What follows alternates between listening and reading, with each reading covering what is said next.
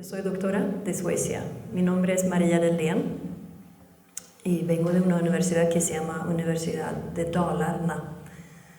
Es una universidad pequeña que tiene como 18.000 estudiantes y más o menos 12.000 de los estudiantes estudian por medio de la red. Entonces yo doy casi toda mi enseñanza en aulas virtuales. Y por eso también me da la posibilidad de estar acá en Colombia para hacer trabajos también, porque yo puedo dar enseñanza con Suecia desde acá, en este mundo virtual que vivimos. Y aquí en Colombia, yo he estado antes aquí en la Universidad Nacional. En el 2016 hice una temporada como profesora visitante en la maestría, precisamente aquí, en el posgrado. Ahora también hago una investigación junto con una fundación que se llama AJOVEC en el eje cafetero.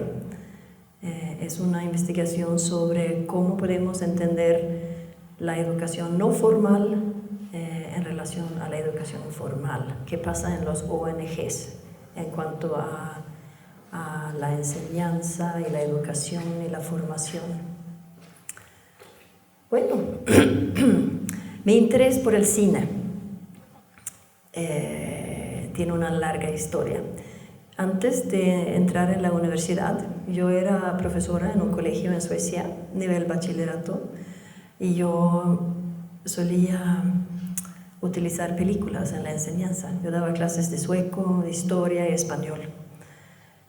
Y sobre todo en las clases de historia yo me pregunté, ¿pero qué pasa? ¿Qué pasa con el entendimiento histórico? Aquí hay cierto dilema, porque yo muestro una película histórica y esa película trata del pasado, pero también mueve a mis alumnos de una forma que yo no sé realmente qué pasa. Y es un beneficio para el aprendizaje de historia o es algo que complica el aprendizaje de la historia. Y así empezó. Y cuando yo entré en la universidad para hacer el doctorado, eso fue el tema de mi tesis. Y el tesis elabora ese concepto, literacidad audiovisual de cine histórico o películas históricas. Y ahora yo quiero mostrarles cómo entiendo yo, con la ayuda de mis informantes, que eran alumnos de 17 y 18 años, 12 alumnos que vieron películas y que hablaron conmigo en entrevistas. Las películas que utilizamos fueron estas que están aquí en la imagen. Yo no sé si ustedes logran ver o si se reconoce a alguna película. Ahí arriba a la izquierda es una película muy famosa, Titanic. Esa película, yo como profesora nunca utilizaría esa película en el aula, pero el profesor donde yo intervine sí lo hizo. Entonces yo hice una entrevista sobre esa película también. Las películas de las que vamos a hablar hoy es La lista de Schindler y Hotel Rwanda. Y además vamos a hablar sobre una película sueca que se llama Sami Sangre, que es una película que se estrenó en el año 2016, creo. Y yo he trabajado en esa película en un proyecto en Suecia. He escrito un artículo que va a salir pronto. Y también hice un trabajo con esa película en México. Y tengo, experiencias interesantes acerca de esta película. Entonces la vamos a ver una parte de la película. Bueno, en la tesis yo descubro que yo entro en el proyecto porque yo quiero hablar de los pensamientos sobre las películas. ¿Y qué hacen los alumnos que yo entrevisto? Ellos empiezan a hablar sobre los sentimientos. Y entonces yo tengo que cambiar un poco el objetivo de mi trabajo, ¿no? Porque eso fue claro que es obvio que sentimos algo cuando vemos una película, pero ¿cómo puedo lograr llegar a ese que sentimos y qué significa? La definición podemos entender como la capacidad de analizar, interpretar y evaluar películas históricas de una forma crítica y consciente. Y para poder hacerlo, yo detecté 3 áreas que son importantes para entender la literacidad audiovisual. Y las áreas tienen que ver con la historia, cómo entendemos historia, cómo podemos entender las didácticas de la historia. También tiene que ver que cómo construimos sentido, cómo damos sentido a narraciones. Y también tiene que ver con el lenguaje de cine. Entonces, estas 3 áreas nos dan claves para entender qué es la literacidad audiovisual. Si empezamos con la recepción y la construcción del sentido, yo leí John Dewey. John Dewey habla mucho de cómo construimos sentido, que tiene que ver con lo que experimentamos, lo que experimentamos y las reflexiones de lo que experimentamos. Y él también habla de un entendimiento estético del mundo. Y utiliza una palabra, y es la palabra transacción. Normalmente hablamos de la interacción entre personas, la interacción entre personas y obras de arte, digamos. Pero él quiere enfocar en que no hay un entendimiento, una construcción de sentido definido antes de que una persona se encuentra, interactúa con una obra, sino en la interacción pasa algo. Y esto tiene que ver con la situación también donde nos encontramos con la obra.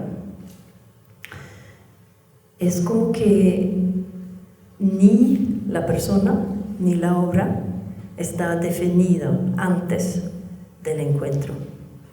Y de esa forma de entender la construcción de sentido,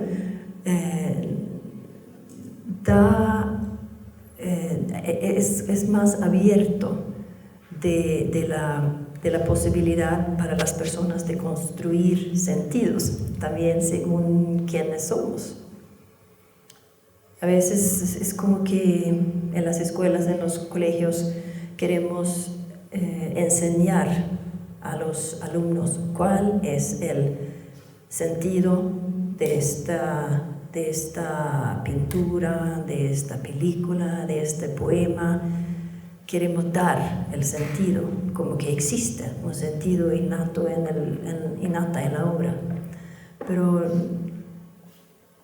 si nos abrimos y si entendemos que la construcción de sentido pasa precisamente en una transacción entre la obra y la persona. Así lo entiendo yo cuando entiendo la literacidad audiovisual. Yo hablo de la obra porque puede ser cualquier tipo de obra de arte, ¿no? Pero en este caso vamos a hablar del cine. También tenemos Louise Rosenblatt, una norteamericana que también ha estudiado Dewey, también es de la época de él, y ella utiliza esa noción de la transacción y ella lo explica así, que tenemos 2 maneras de leer una obra de arte, un libro, un texto, una novela. Ella habla mucho de las novelas, cómo creamos sentido a las novelas. Ella dice que hay 2 formas. una forma estética y una forma eferente. Si vemos la forma estética, es una forma de acercarse a una obra, nos abrimos a todo que contiene la obra, con todos los sentimientos. Es como que entramos en la obra, vivimos la obra nos afecta. La forma de leer, que ella se llama una forma eferente, es cuando nosotros nos alejamos de la obra y empezamos a analizar. Es una forma más seca, diría yo. Y es importante cuando vamos a analizar qué pasa cuando vemos una película, tomar en cuenta la forma estética, la experiencia estética. Bueno, seguimos al lenguaje del cine. A mí me interesa mucho la teoría de cognición. ¿Y qué quiere decir la teoría de cognición? Es que hay diferentes formas de analizar, a ver qué es una película, qué hace la película con el espectador, teorías surgiendo de la psicología. Cuando hablamos de la teoría de cognición, tomamos en cuenta que no hay respuestas definidas. Toca preguntarle también al espectador, ¿qué pasa? ¿Qué pasa contigo cuando ves esta película? Y un teórico, se dice así, una persona de teoría norteamericano que se llama David Bordwell, lo he utilizado y me imagino que ustedes también conocen a Bordwell, los que estudian cine. Y para entender eso de la cognición, la parte activa del espectador viendo una obra de cine, es bueno utilizar las nociones de el sujet, la fábula y estilo. ¿Y qué son? ¿Qué son? Bueno, digamos que existe algo que es neutral, algo que se muestra en la pantalla, está ahí en la pantalla, es el sujet. Pero cuando nosotros pronto vamos a ver algunas escenas de diferentes películas, y cuando nosotros vamos a ver estas escenas, inmediatamente empezamos a analizar, a interpretar, a hacer una fábula. Y esta fábula no va a ser igual que el sujet. Y la fábula va a ser diferente de cada persona. ¿Por qué? Porque no vemos lo que está en la pantalla. No, porque somos seres humanos, tenemos toda vida, tenemos experiencias, hemos visto películas antes, hemos visto Liam Neeson en películas antes, hemos visto Brad Pitt en películas antes. Tenemos también esquemas en nuestra mente que nos ayuda a categorizar lo que vemos, y tal vez lo hacemos de una forma tal vez un poco diferente, dependiendo de la cultura donde vivimos, las experiencias que tenemos.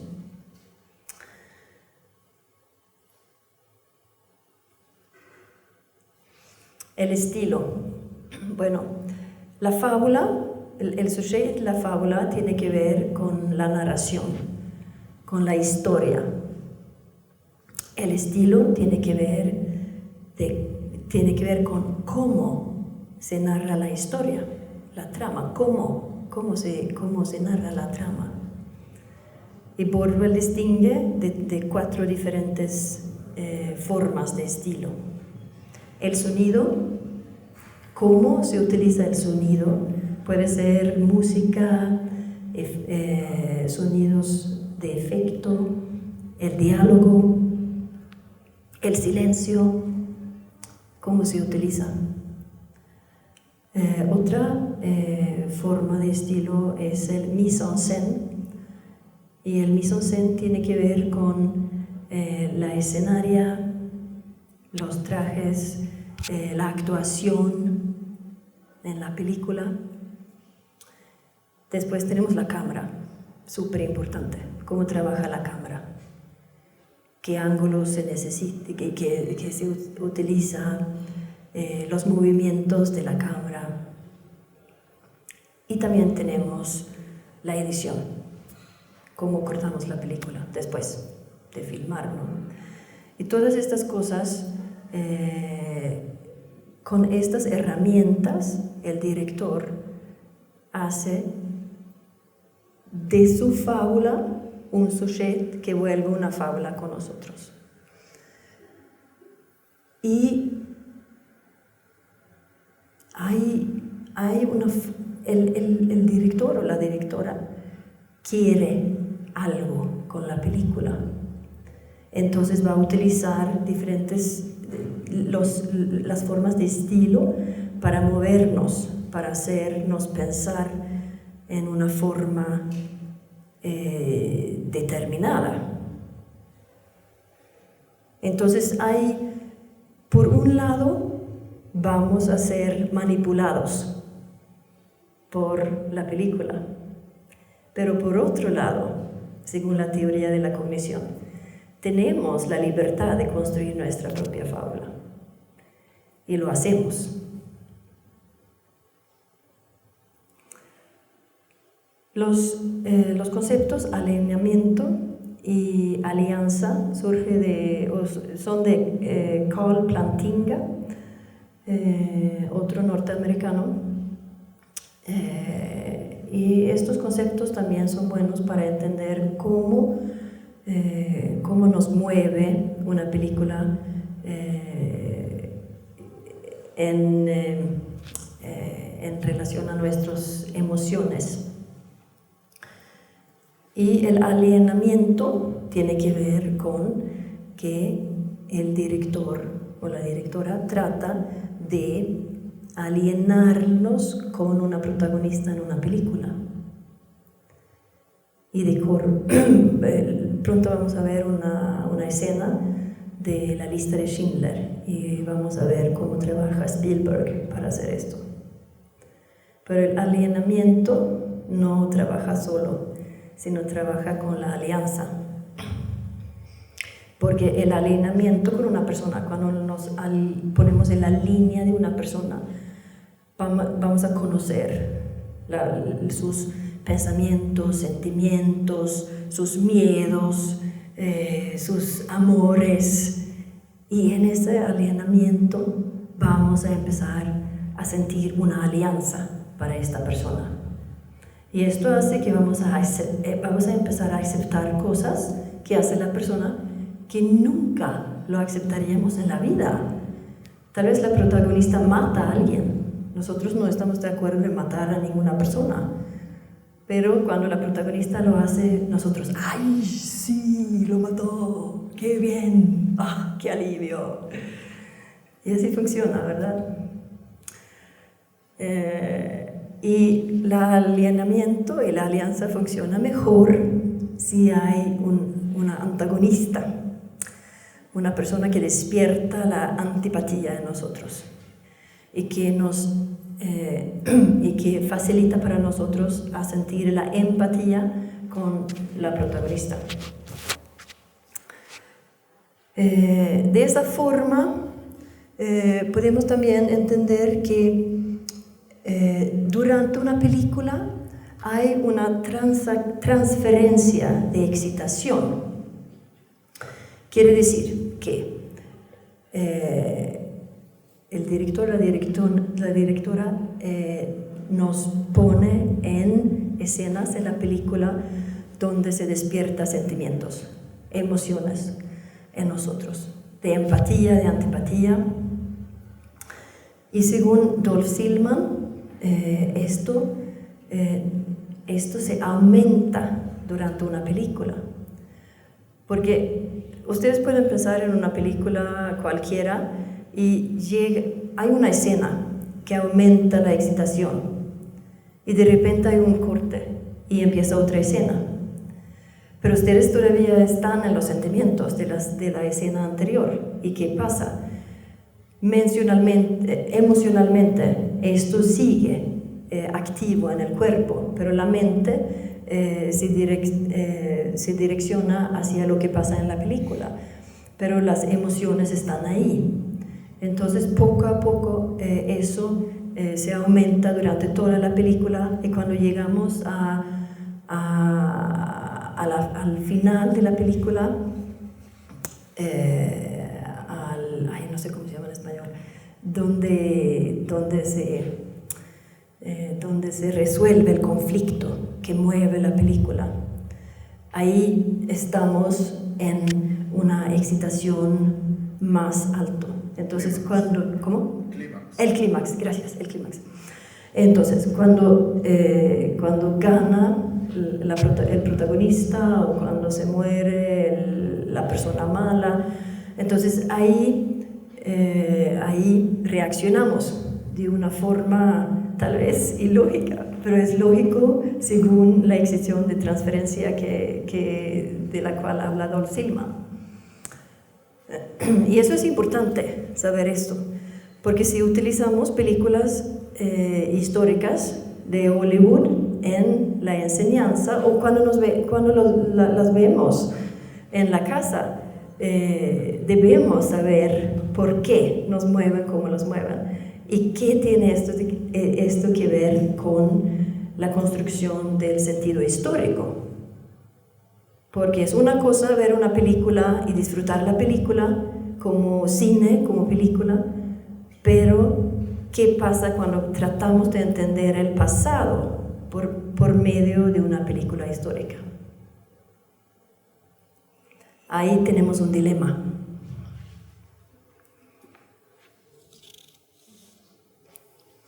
Bueno, ahora quiero que veamos un episodio de la lista de Schindler, para ver eso de cómo trabaja. Bueno, es una parte, entonces es algo difícil entender el alineamiento y la alianza solamente por una parte de la película, pero la miramos y después tratamos de analizar de qué forma trabaja Spielberg para alienarnos con Oskar Schindler y alienarlos con Amon Goeth.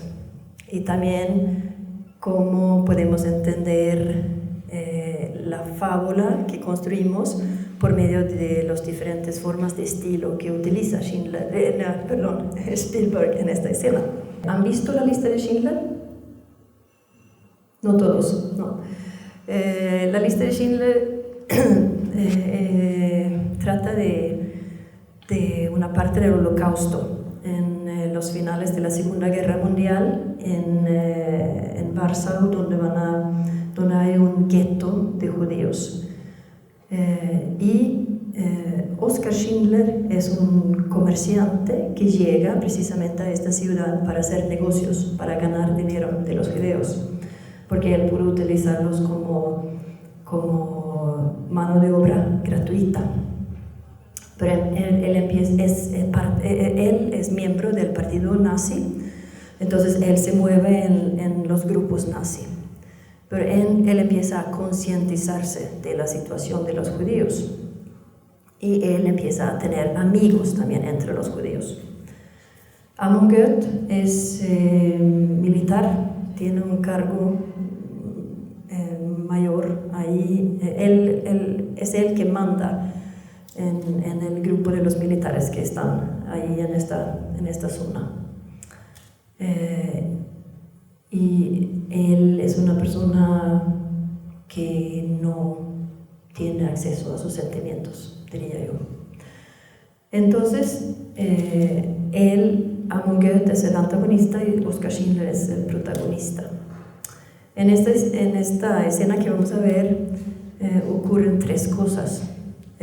Una parte tiene que ver con Amon Goeth, otra parte tiene que ver con la celebración de los cumpleaños de Oskar Schindler, y otra parte tiene que ver con una boda de los judíos. Entonces ellos hablan hebreo en esta boda. Entonces hay como estas tres acontecimientos están en esta escena. Bueno.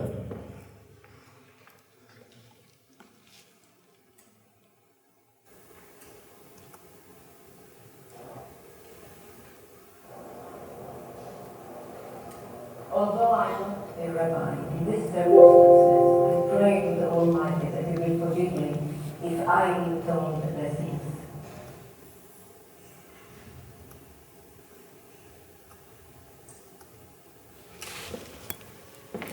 Olvidé decirles que es en inglés, pero con subtítulo en inglés también.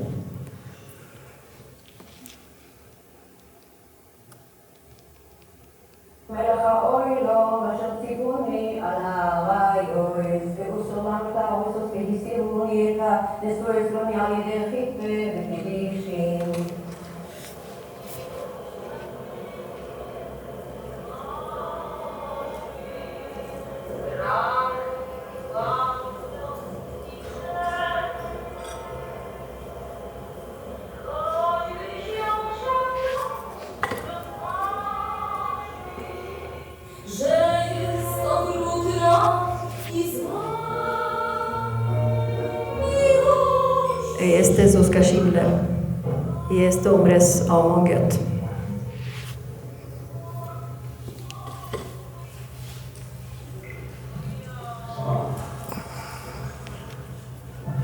This is where it comes to hide from me. Came to tell you that you really are a wonderful cook and well-trained servant. I mean it. If you need a reference after the war, dear, we have to give you one. It's getting lonely down here. Listen to everyone upstairs, I had such a good time.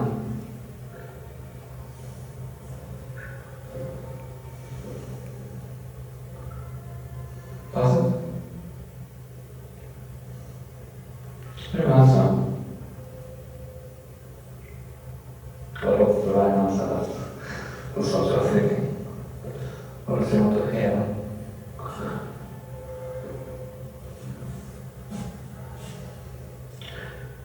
The truth, Helen, is always the right answer. Yeah, that's all right. Sometimes you're both of me. Yes.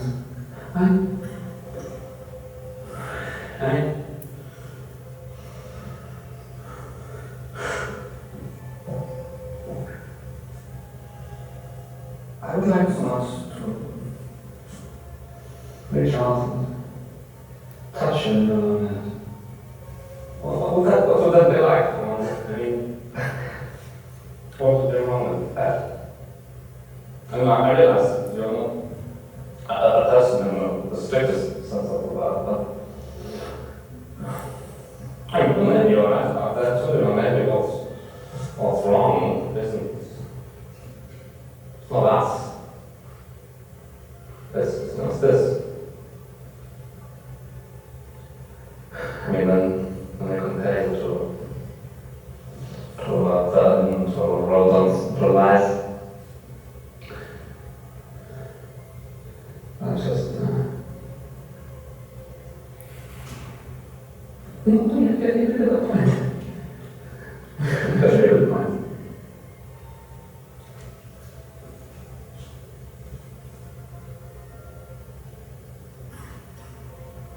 Is this the face of the rat?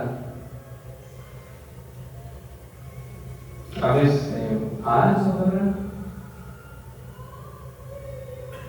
That's not the true eyes.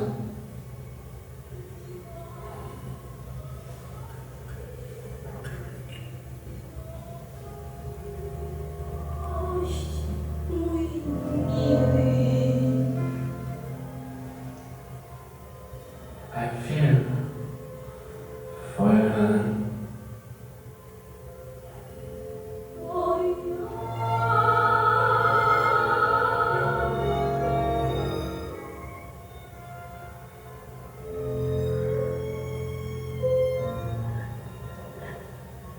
No, I don't think so. Ja, Josh, bitch. You never talked to me about it, didn't you?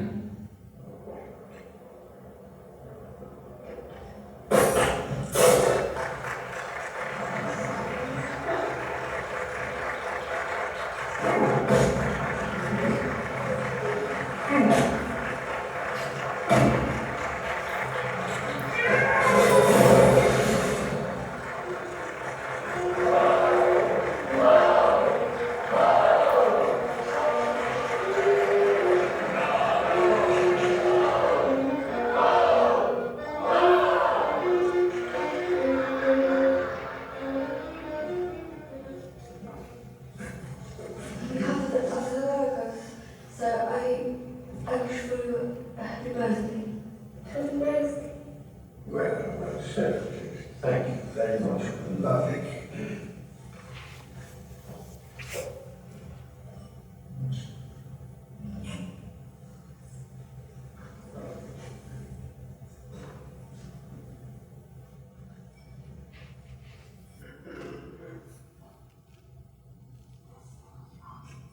Thank you very much. Tell them thank you from me.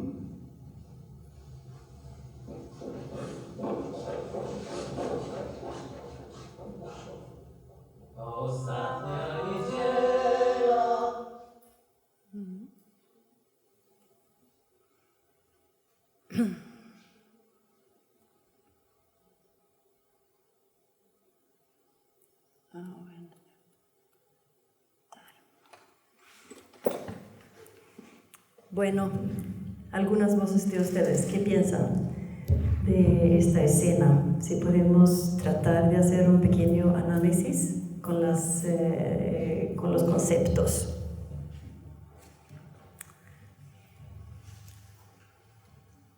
¿Alguien quiere decir algo?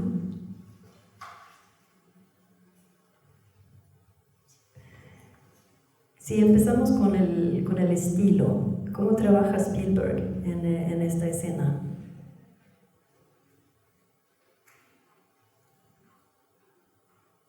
Él toma 3 narrativos y los expone en paralelo, ¿verdad?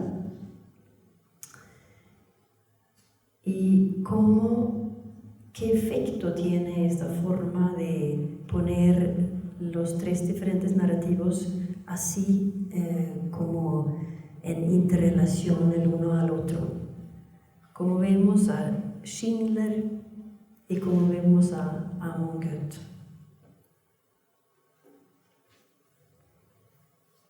El beso es significativo aquí, ¿verdad? Schindler sí da un beso a la mujer judía al final. Y eso crea una reacción así, ¿cómo puedes besar una judía? Y precisamente antes hemos visto que Amos tenía las ganas de hacerlo, pero no puede, porque él está captado en su mente y en sus sentimientos de que los judíos no son seres humanos, son ratas, son una plaga. Y él está en la extinción de los judíos, él lo hace, él lo exerge, todos los días mata a los judíos. Pero tiene a Ellen en la casa como sirvienta y la quiere, pero no puede expresarlo. Y de esta forma vemos a Schindler, que alguien que es libre.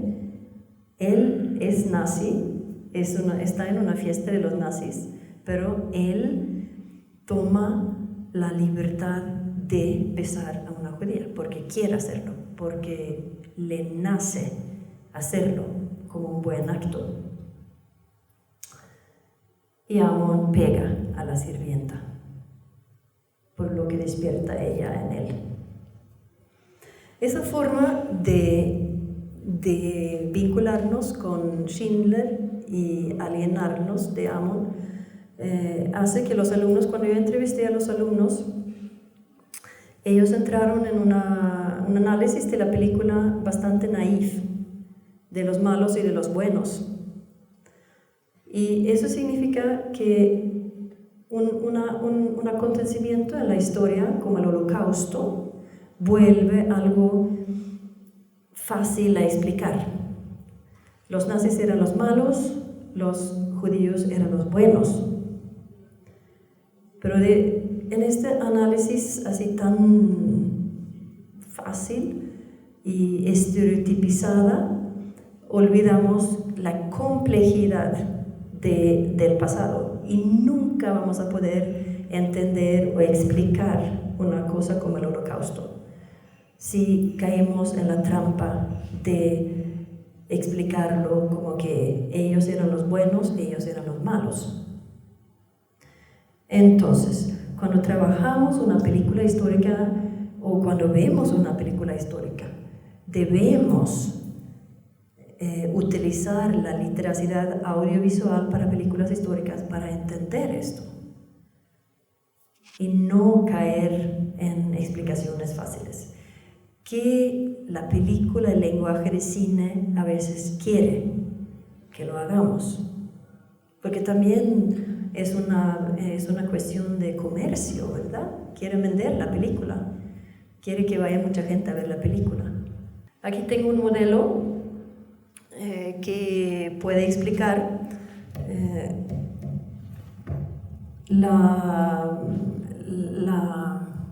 el papel de las emociones y cómo podemos entender las emociones.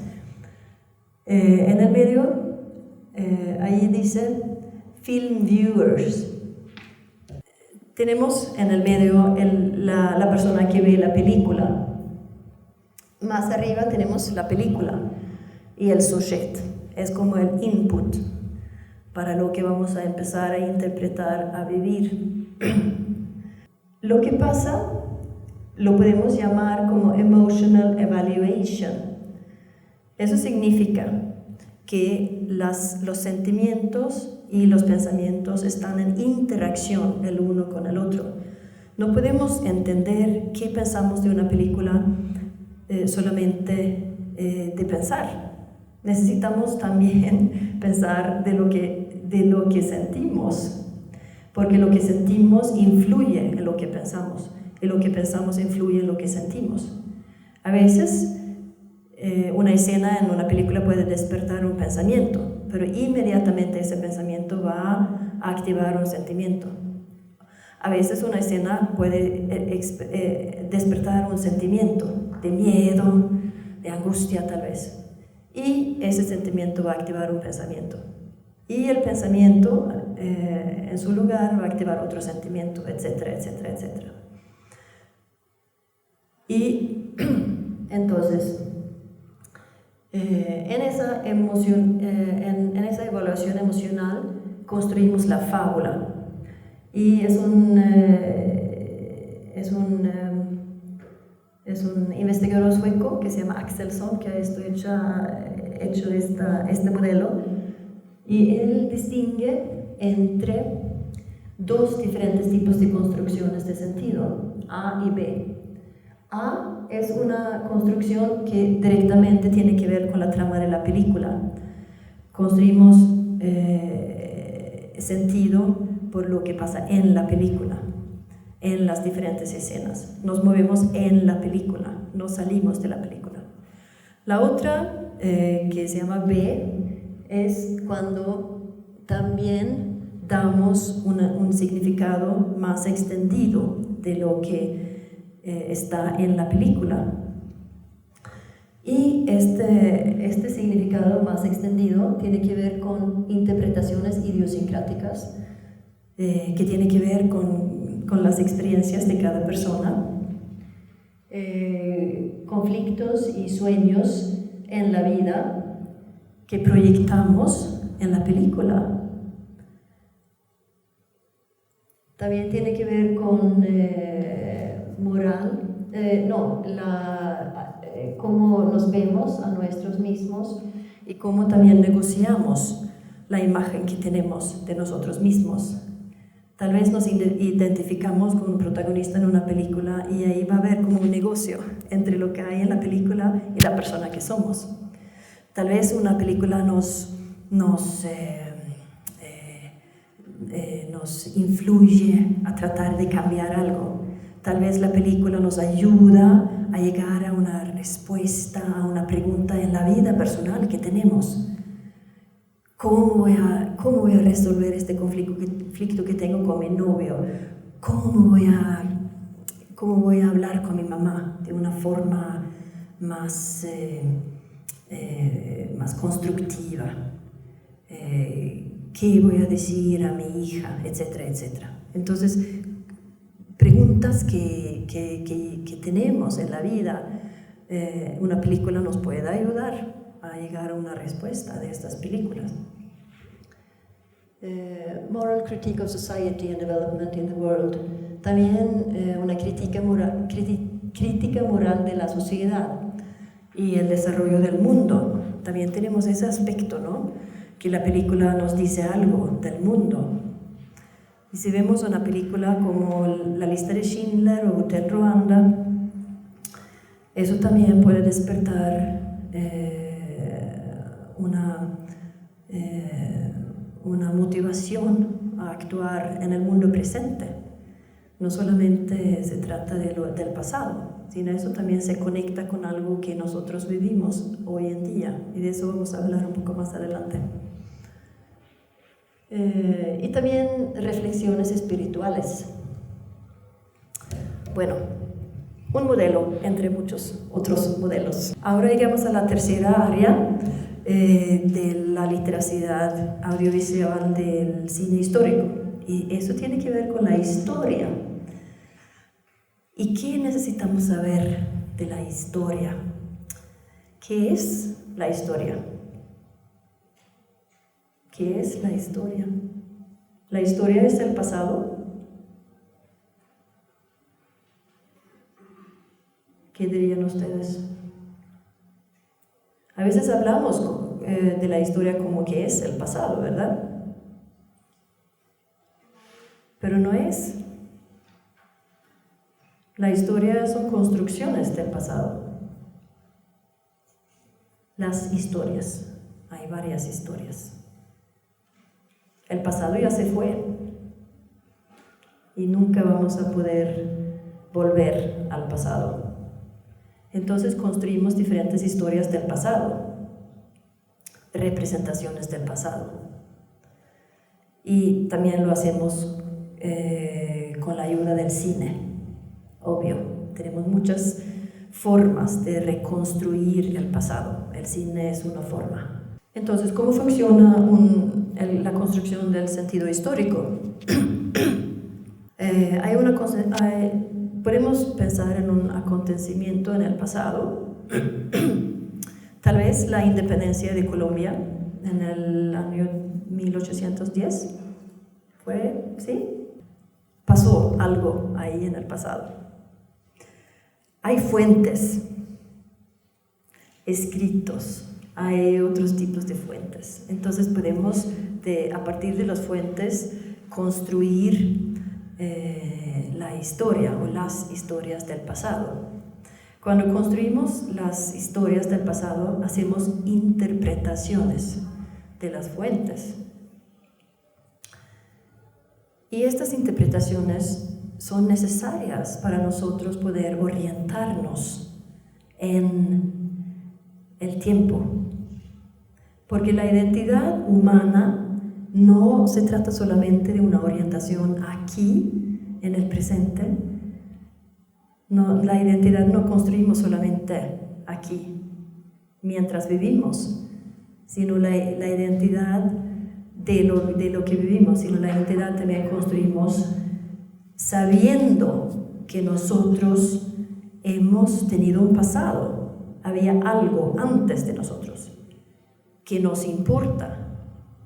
Y esto interpretamos para orientarnos en el tiempo, pero también orientarnos en el presente. Esa orientación nos ayuda también a motivar nuestras acciones. ¿Cómo vamos a accionar hacia el futuro? Entonces, tiene importancia. Las historias que creamos en el presente tienen importancia para cómo nos orientamos y cómo nos motivamos para movernos hacia el futuro.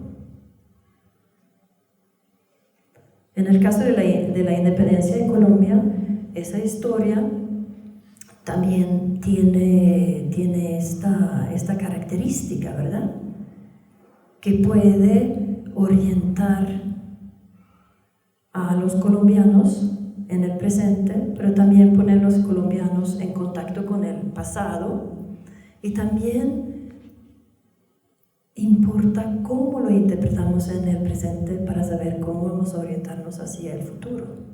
Esa forma de crear sentido histórico podemos también entender, según Jörn Rüser, un filósofo alemán, y interpretado por Peter Seixas, un canadiense, de que existe como dos partes. Una parte de arriba que es la disciplina de la historia, donde trabajamos científicamente la historia, y abajo el rojo, ahí está la historia de la vida que vivimos, la historia de las memorias, la historia que necesitamos diariamente para existir.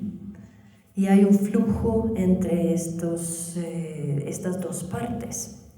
Y precisamente cuando se encuentran estas dos partes, ahí están las didácticas de la historia. ¿Cómo trabajamos la historia? ¿Cómo podemos trabajar la historia utilizando lo que tenemos cada día como historia en nuestras vidas y la historia que trabaja la disciplina de la historia, con la metodología y la teoría de trabajar las fuentes y todo eso?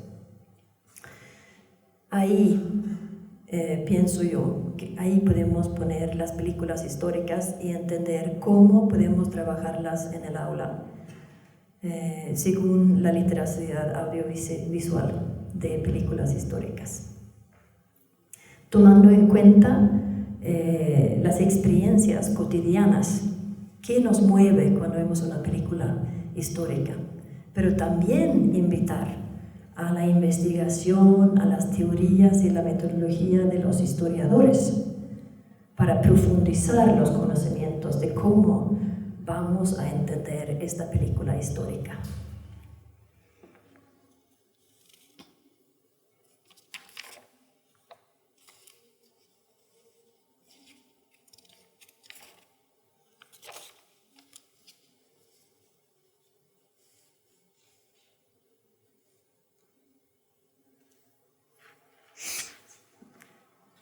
Aquí les voy a comentar una escena de la película Hotel Rwanda.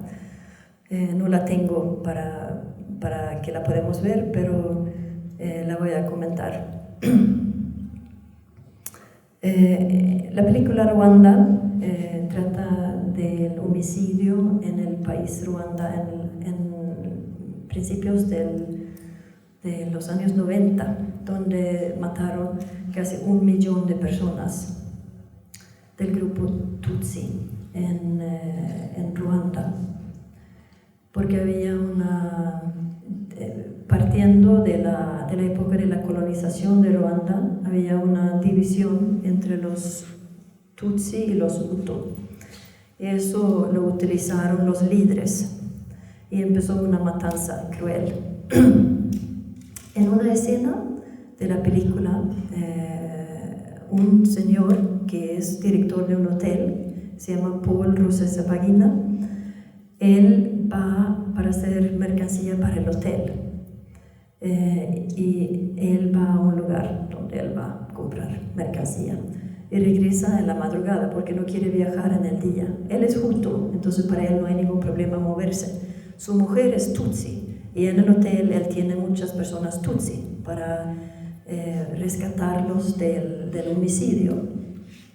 Cuando él regresa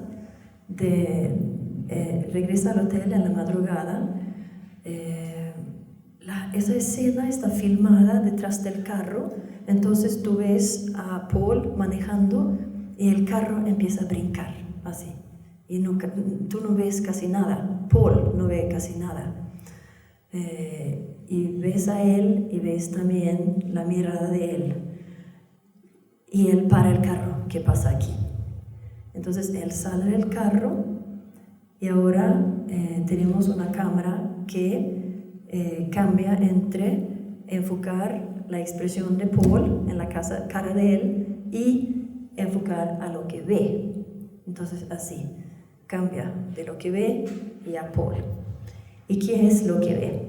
Empieza a subir la neblina y él ve que lo que estaba en el camino eran cuerpos de cientos de personas tutsi. Cuando él entiende lo que ha pasado, él se mete en el carro, él tiene un compañero en el carro, dice a él, de eso no vamos a hablar, vamos al hotel. Y se van. Él entra al hotel, va a cambiar ropa. Y cuando él pone la ropa nueva, va a arreglar la corbata. Y no lo logra. Y se pone así como con frustración, no puedo hacerlo. Y ahí brota la angustia, la frustración, la rabia, todo que se sintió allá, pero que no lo podría mostrar. Y empieza a llorar y cae al piso. ¿Qué pasa aquí? Cuando yo entrevisté a los alumnos de la película, uno de los alumnos que se llama Matías, él me dijo así, María, ¿sabes? El homicidio de los tutsis era horrible y casi no lo podía entender. Pero ¿sabes qué pasó? Cuando Paul se puso así tan triste cuando iba a cambiar de ropa, ahí, en ese momento, yo lo entendí por medio de los sentimientos de Paul.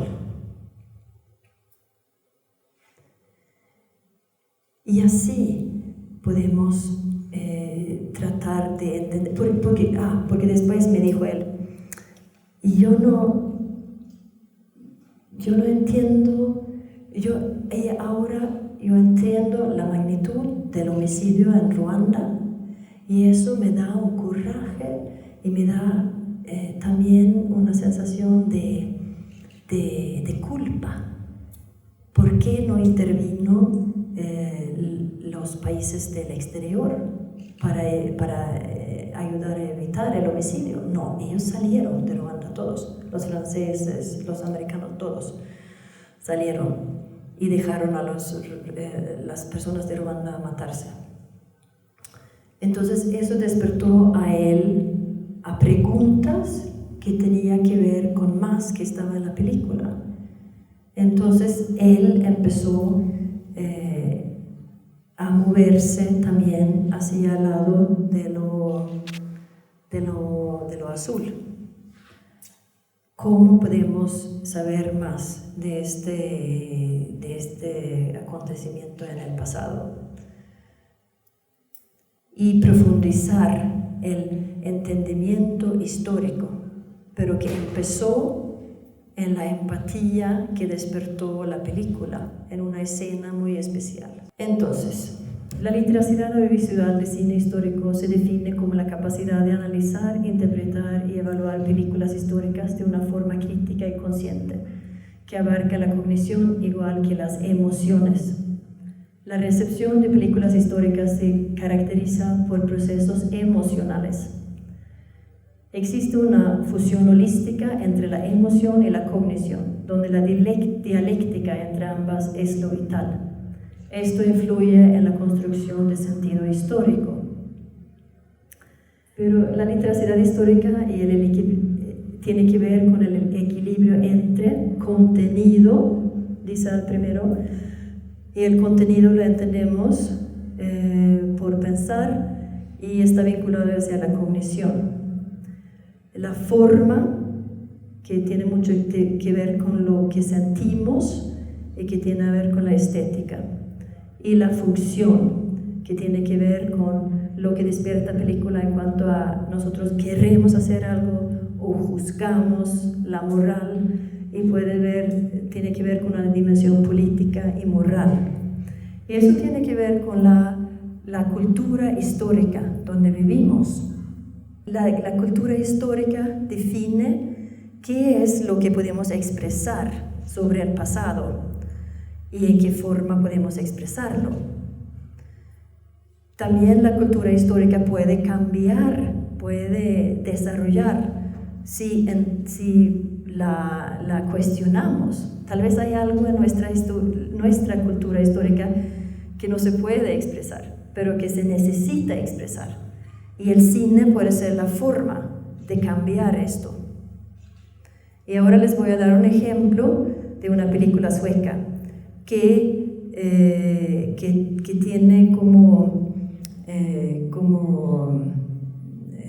tiene que quiere cambiar la cultura histórica acerca del grupo autóctono que vive en Suecia, que son los samis. Y la película se llama Sami Sangre.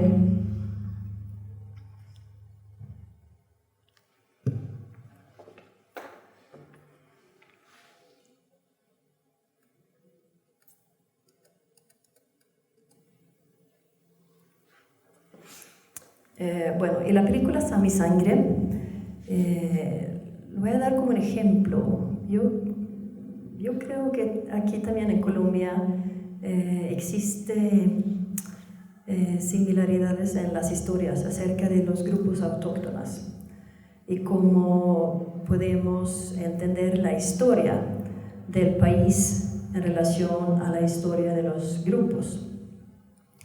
En Suecia, el grupo autóctono se llama los samis y ellos estaban en el país antes que los suecos. Viven en el norte del país y muchos de ellos viven de los renos, pero no todos, pero muchos tienen renos. Han luchado mucho para guardar su herencia sami, su idioma, tienen escuelas samis y tienen su parlamento sami también, tiene cierta autonomía, pero todavía luchan contra la minería y cosas así. En los años 30, en los años 20, 30, la primera parte del siglo XX, hubo una fuerte discriminación hacia los samis en relación a la biología de raza. Entonces fueron científicos para medir las narices, las cabezas, etc., para categorizar ese tipo de persona, qué raza es el sami, etcétera, etcétera. Una filmadora que se llama Amanda Kerrell es sami. Entonces ella quería contar una historia de dos hermanas sami. Y en esa época el gobierno sueco había tomado la decisión de separar los samis de los suecos y rescatar la herencia sami por aislarlo y no mezclarlo con lo sueco. Entonces los samis tenían sus escuelas, pero era solamente porque era obligatorio ir a la escuela, y la escuela de los samis era para que ellos puedan leer y escribir, pero después iban a volver a su pueblo sami, no se iban a integrar con la sociedad sueca. Las dos chicas eligen diferentes caminos y la protagonista se llama Elle-Maria. Ella quiere hacer otra cosa de su vida, ella quiere ser profesora. Ella pregunta a la profesora en la escuela allá, ¿cómo hago para ser profesora? Y la profesora dice, no, tú no vas a ser profesora, tú eres sami, Tú vas a regresar a tu pueblo Sami, ahí vas a seguir en las tradiciones Samis. No, eso no es para ti. Pero yo quiero, dice ella. No puedes. Entonces ella busca la forma de salir del grupo Sami para ser profesora y lo logra, pero paga un precio muy alto porque ella tiene que mentir de su pasado. Ella huye a una ciudad sueca, se ingresa a un colegio, después estudia en la universidad, toma una identidad sueca, miente y vuelve sueca y ya no habla Sami, habla solamente sueco. Porque ella tiene una fascinación de lo sueco y quiere ser parte de esa cultura también. Entonces esa película nos pone la pregunta, ¿quién decide la identidad de quién? ¿Por qué y cómo? ¿Y por qué es así? Que hay gente que tiene que elegir, que tiene que renunciar ciertas partes de sí mismo para ingresar a una identidad que quiere tener. ¿Por qué no podemos ser enteros como personas? Y esta película, vamos a ver una escena y vamos a hablar un poco de la escena y después yo les voy a comentar una experiencia que tuve en México. Cuando vimos toda la película, hicimos un taller acerca de la película.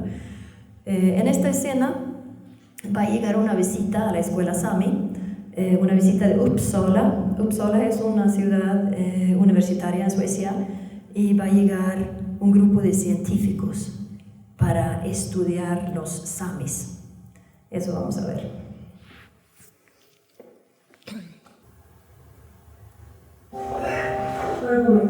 ¿Y cómo?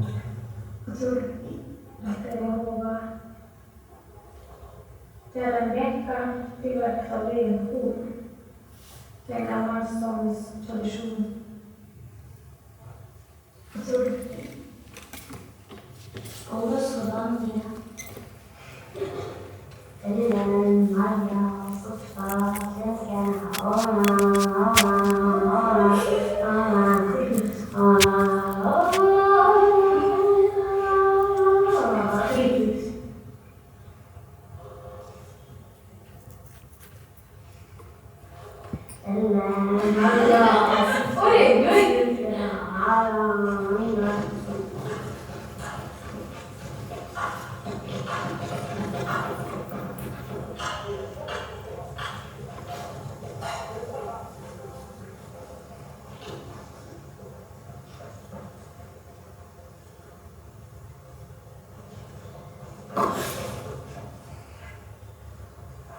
Och jag försöker. Nej, förstår.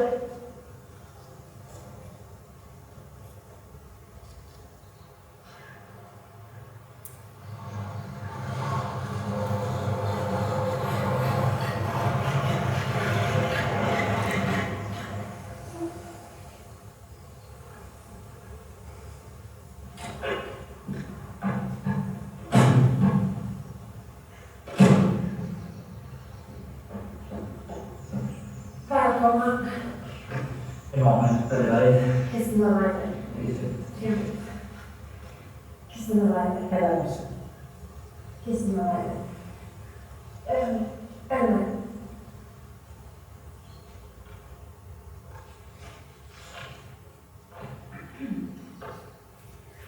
Välkomna. Vi vill gärna överräcka er en gåva. Det är en jacka som är en gammal samisk tradition tillverkad av renhåll. Tack så gärna.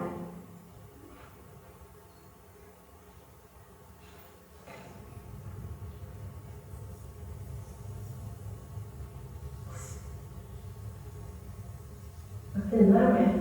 Dräkterna.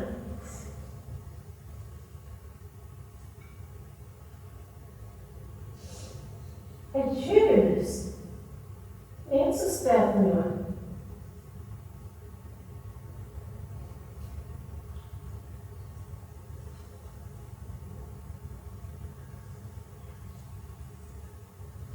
år. Kan inte så porträtta de här två små i handen? Ja, klart.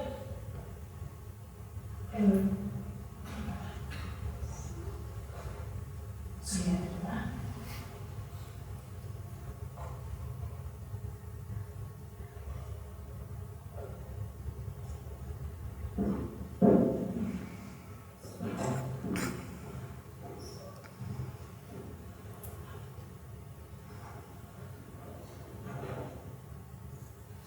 Varsågod, sitt. Är du med? Då tar vi avstånden.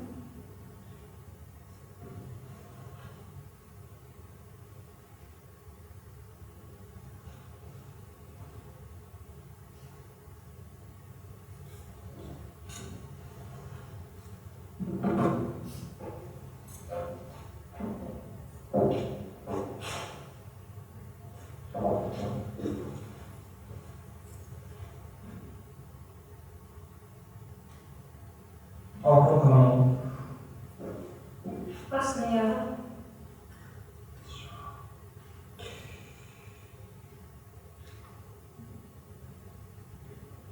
Tack.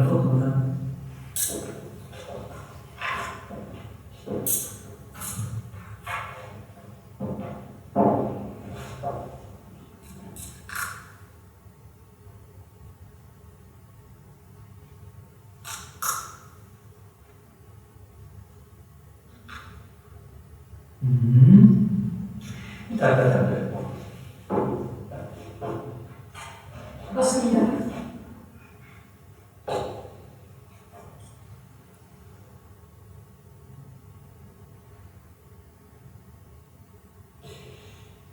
Tre komma två.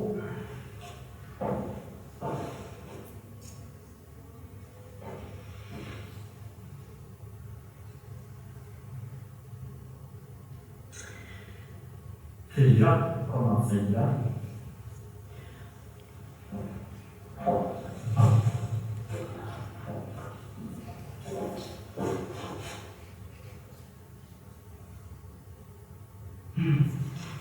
Vi båda södra om senast.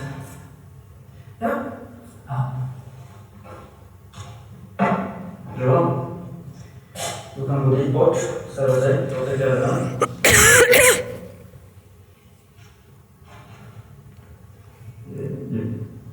Är det Maja?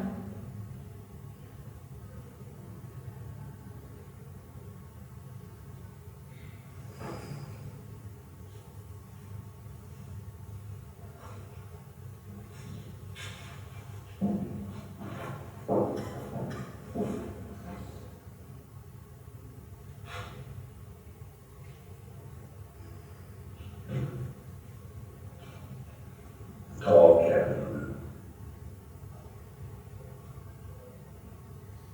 Förstår. Är det Maja? Får jag gå med till exempel där?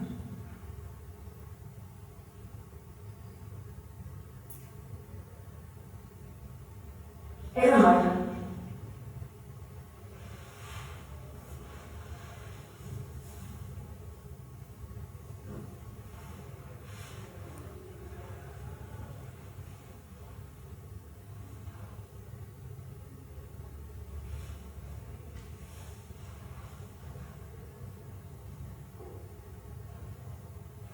Bra.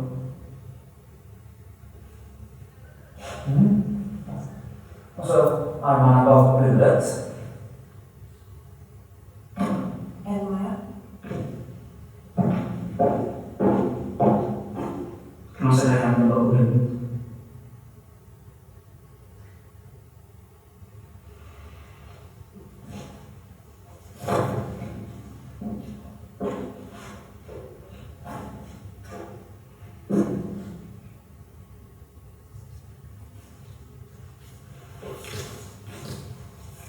Så.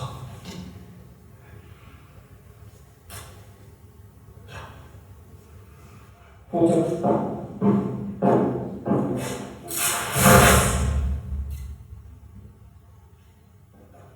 Är det Maja? Ja. Och så gör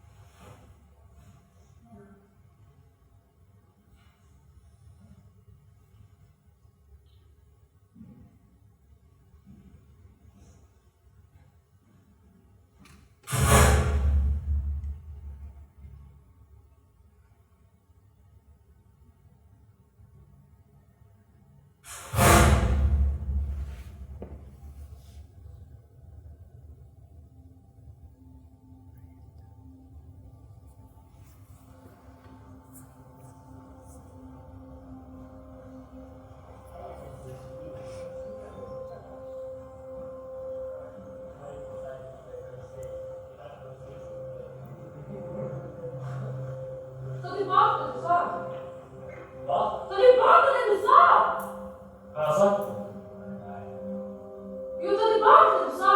Du vet, det finns en sjukdom som heter bara hör. Ta tillbaka det du sa!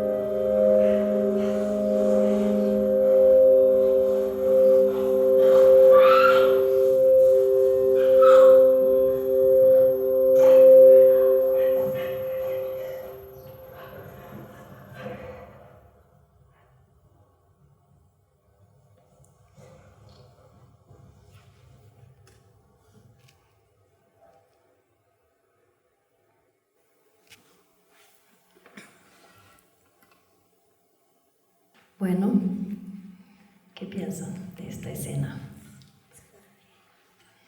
Sí.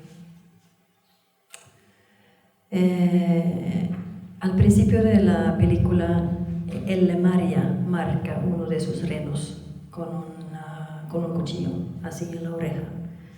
Entonces la marcación de ella, eso es como una ofensa cuando lo hacen a ella así.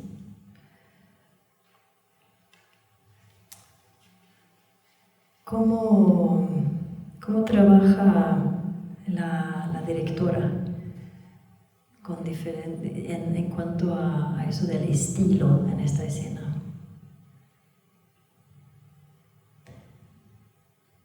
Yo pienso que hay un interesante movimiento entre estar cerca de ella y alejada de ella, viendo la situación, sintiendo con ella y viendo la situación de por fuera, especialmente cuando ellos hacen los medidos de ella, pero también cuando toman las fotos, porque las fotos son como, yo no sé cómo se llama en español, pero cuando tú pegas a alguien con un látigo, sí. ¿Y dónde hemos visto esto antes? Aquí hay una intertextualidad a otras películas, ¿verdad? Películas sobre la esclavitud, por ejemplo.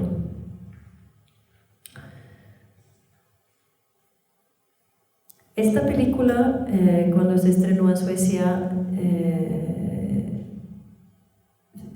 tuvo mucha discusión sobre cómo se había tratado los samis por las autoridades suecas.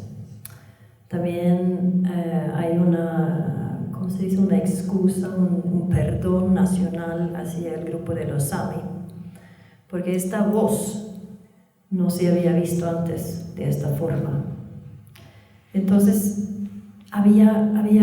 faltaba algo en la cultura de la historia de Suecia. Faltaba esa parte. Y con la película hubo una concientización de algo que había pasado, pero que mucha gente no se hacía caso, porque muchos no conocen a los samis.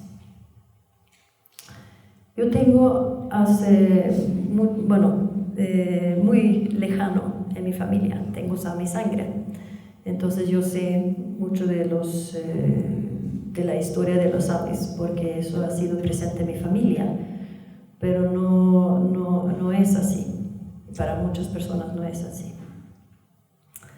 ¿Y qué puede hacer una película?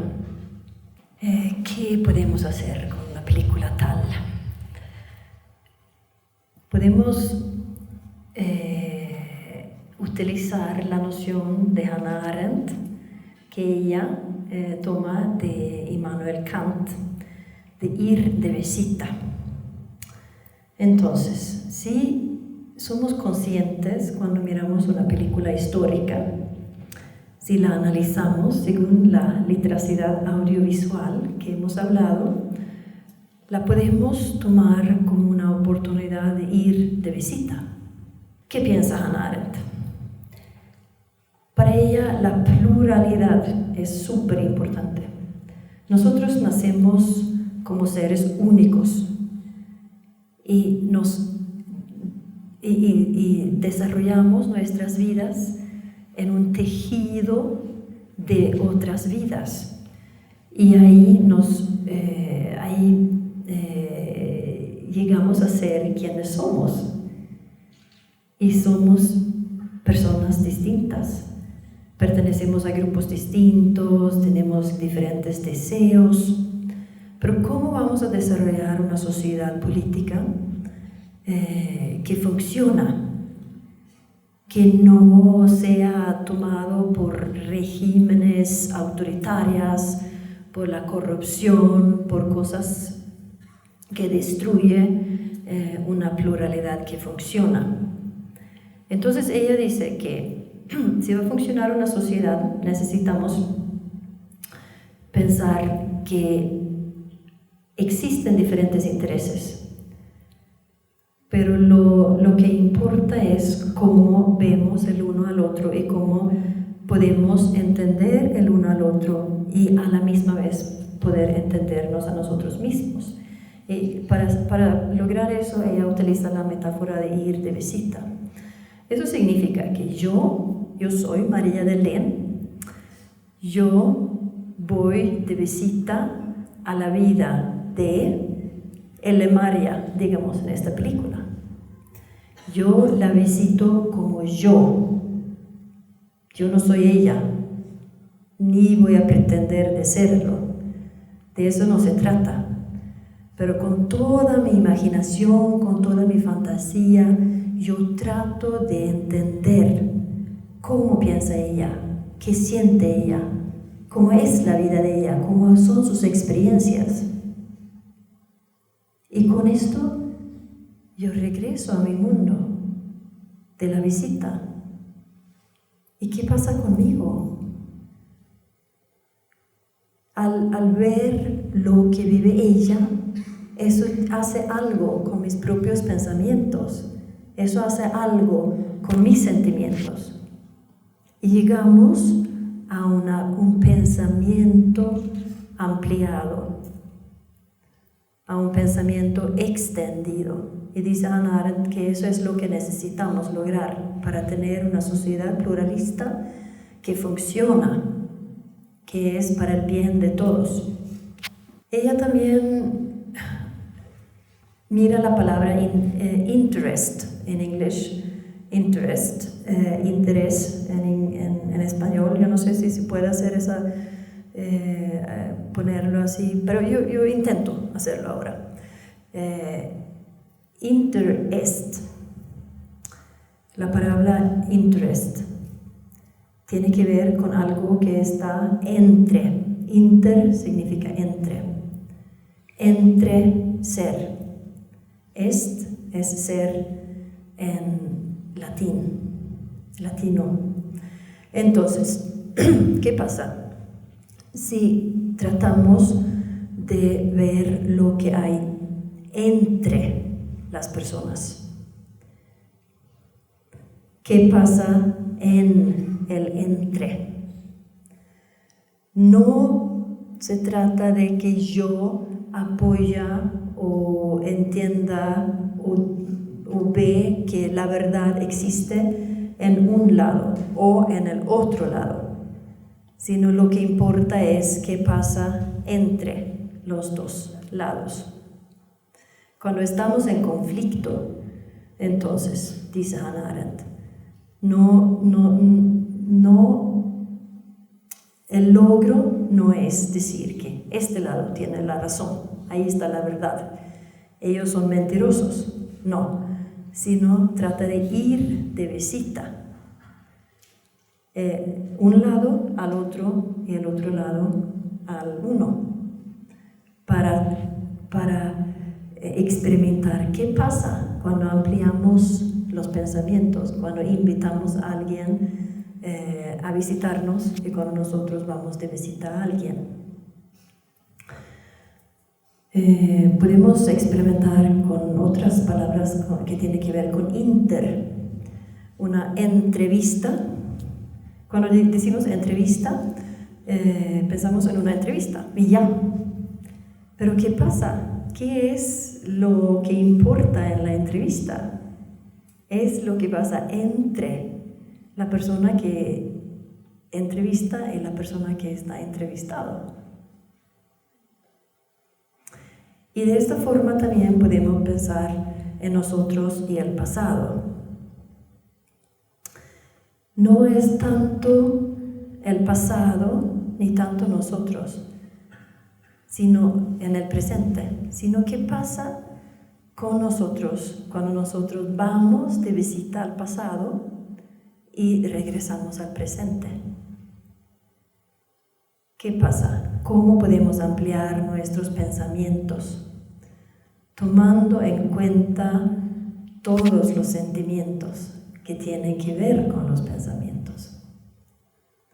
Y de esta forma pienso yo que el uso del cine en el aula puede llegar a ser una herramienta para también trabajar cuestiones, situaciones complicadas en el presente, pero que tal vez son tan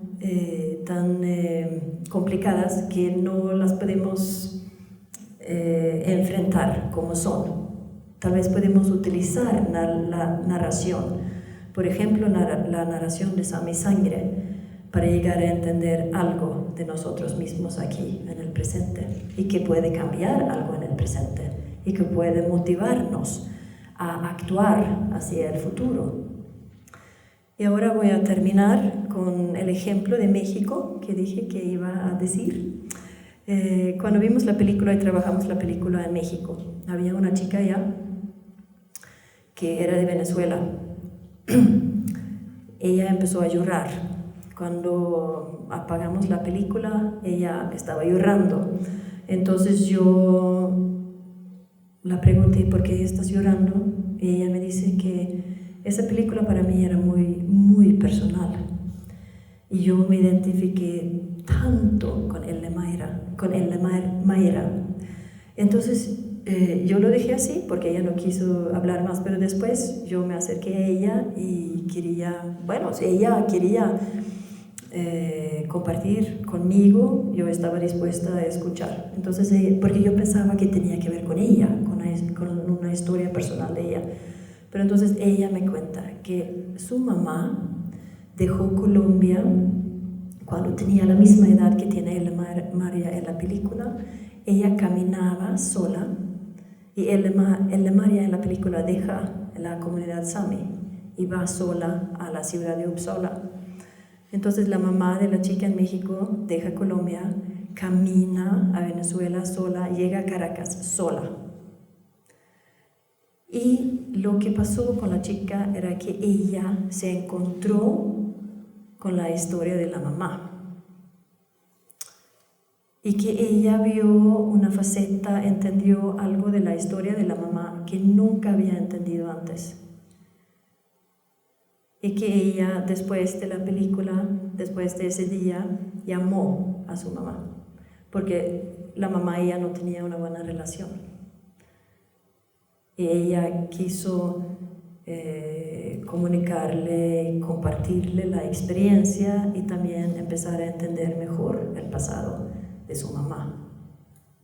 Y así puede funcionar el cine en el aula, si estamos dispuestos a abrir para los diferentes significados que puede una película dar a los distintos espectadores, y también conscientemente analizar la narración en relación a la historia, cómo construimos el pasado. Bueno, gracias.